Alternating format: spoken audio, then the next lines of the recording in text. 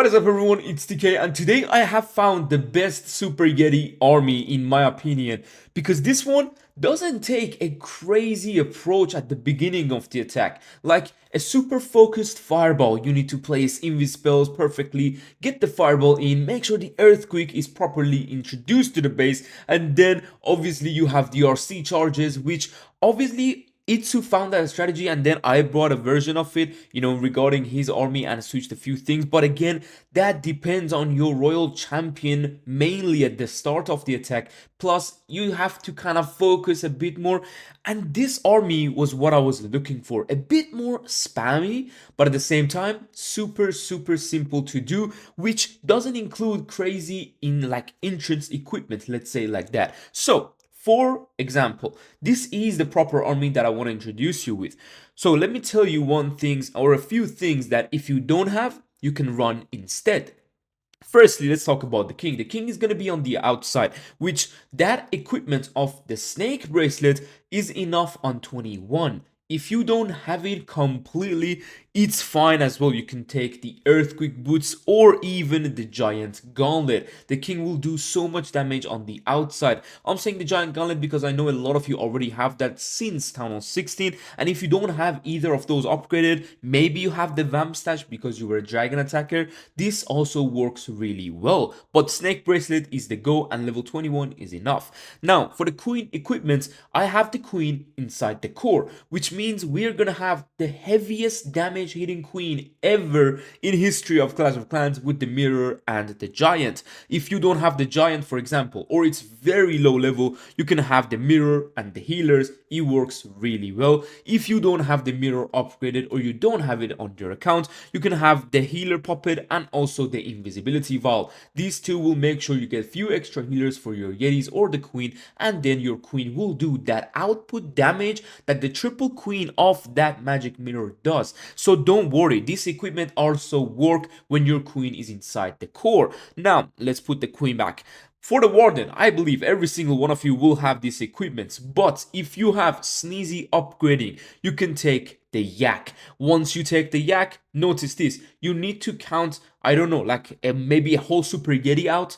Take more loons, take a few more cleanup and funnel troop. It will be good because you're going to see in these attacks, we're not going to lose a lot of Yetis, guys. Trust me. On a few of them, we're actually going to have exact 5 Yetis at the end of the attack with swag spells. So you don't necessarily need 5 Yetis if you want to kind of move around with the, pets of the warden. Because Sneezy is basically those loons, the test loons that the boogers will give you. Moving to the royal champion. For the RC, we have obviously these two equipments which are epic and quite newer equipment for the RC. So if you don't have it on your account or it's very low level, level 21 I believe of the electro boots is enough, level 21 of the rocket spur is enough, and for all the epics they are enough because you use them in hard mode as well, and it's going to be quite decent. Now you can run the haste wall and the hawk puppet, the two most broken equipments back in the day. These two will still work, but if you have, for example, something like the electro boots upgraded, you can have the electro boots with the hawk puppet and it works really well. And let's say you may have just a rocket spear, you can have other equipments just work around it. You can have the shield and the rocket spear together, it works really well. On these attacks, we're gonna have RC right around the king, so we're gonna have queen in the core, RC and king on the outside. It's going to be one of the strongest, I would say, armies currently in the game, and that was ever introduced as a super troop. So we're gonna dive into some of these attacks and see what I did in action, and also get to know this strategy a bit more. So here we are on the first attack, and we have a double rage layout, which this is currently one of the meta bases. And guys, I'm bringing you this video when I'm using this army, risking everything on the highest level in the game, which is the high legends. So one thing I'm gonna do is, guys, don't forget, we are gonna do a Yeti blimp. So keep this in mind. The Yeti blimp is gonna be our startup, and you don't necessarily want to do it around poison towers and around the clan castle. You don't want to pull the clan castle. Look at this little Yeti blimp with the rage spell. It's going to give us a few buildings, but what it does mainly is the funnel. Once the Yeti blimp is there, once you know everything is fine, drop the baby dragon to funnel behind your Yeti blimp.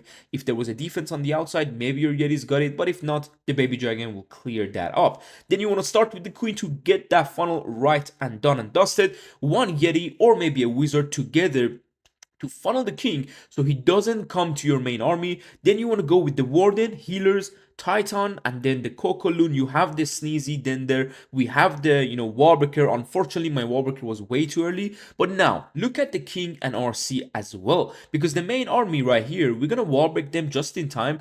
Then a jump into the core, but the king and RC will be the main subjective thing to get that rage tower on the left side. So what I'm gonna do is make sure the RC is invisible and the king is properly tanked with those snakes. Warden ability inside the core, and this is where the Yeti mites will give you the value of the chains. So RC ability, as you can see, we have the rocket spear, which is very good, so she can clear that entire side. She could do the same with hogs and haste, going to crush this back end with so many Yetis. And we have the king ability, queen ability, which don't forget, it's mainly damage. So don't let your queen go way too low on the HP for the back end, because if she does, she cannot generate the HP back unless there is a healer around her. But if you are running just only purely damage, this means you need to pop the queen ability around where the HP is a bit orange-ish. But look at this. Swag spell, 4 Yetis alive, 4 heroes alive on the most viral meta double rage base. This is insane, guys. So up next, we have another meta layout, which is the double poison, the spitters, and this one is a bit more anti-3 style, as in it's not mirrored and it's not symmetric, okay? It's a core town hall, which is very, very toxic. Now, what did I say? I say always make sure, well, first thing, drop the Kokoloon for the blimp. I know it's legends, I know you could be just funning and messing around, but guys, drop the Kokoloon. Now, you can see the Yeti blimp is not near the CC, and it's not near any heroes or poison towers. This will give us such a good value and freedom to the Yetis. Even though there was a poison tower dropping on us, we still got such an amazing funnel. Now, one thing I did on this attack was I dropped the Yeti on this base because these outer defenses were going to be a bit problematic if you don't funnel them. So we're gonna funnel them with the Yeti, and what I did again is here is actually drop a wizard and some archers to get this bomb tower. It's the main key thing so it can separate your army. Now from the lower side you can see we're gonna drop the Yetis and drop the king further away from the base, drop a wizard with him, why not? And then we're gonna go with everything we got into the base, Wallbreaker drops and skeleton spells for that monolith. Look how easy this is. You're doing a Yeti blimp and just spamming everything in with king on the outside. Then once the king goes a bit more further, you want to drop the RC and make sure they are both being tanked with a skeleton spell, or if it's too much damage, you can actually use the ice golem on the outside with them. Now, jumping into the base, going with the rage spell, and this Yeti mites, man, they are crazy. Look at the Yetis itself. They're not dying, guys. These Yetis are full HP, 5 of them, and we still didn't pop the warden ability. This is where Root Riders would have got cooked, and I'm not even gonna lie to you. Now, we're gonna pop a warden ability. I rage in a way so the headhunters can also use that rage to move through the enemy hero. Look at the RC getting destroyed there, and then we have the enemy queen, which is just nothing. We're gonna keep flipping it. Like, it's crazy how we mess through 4 heroes, or sorry, 3, with nothing. It's insane. But now the Yetis are going to kind of go to the outside, and this is where the queen will have the solo thing and the solo, I would say, act in the core. Pop that ability, which is the damage ability, get through walls, get through enemy heroes, get through the major defenses, and then your RC will clear the top side. Now you may have noticed I have the hog puppet on this attack because I was just using this strategy without a test in Legends. I was like, you know what, I'm gonna risk everything in High Legends, drop this, and then I kind of, look at this, man. 5 Yetis. 5 Yetis. You would never get this much army on the back end of a base in any attack. It's crazy. But we're gonna move to the next attack, and I'm gonna talk about the RC abilities a bit more. So the RC equipments, I really like the rocket spear because it can really stay behind the king, especially on this attack, and do so much damage. And the hog puppet, whenever I pop it, there's always a giant bomb. Like, what is the point of a hog puppet? So on a few attacks, I used the hog puppet because it was early on when I was doing this army, but on a few, it's mainly rocket spear. Now, guys, I know I said don't go for poison towers, like with the Yeti blimp, but in this attack, obviously there was just not much value around this base, and this is why Legends is so built different.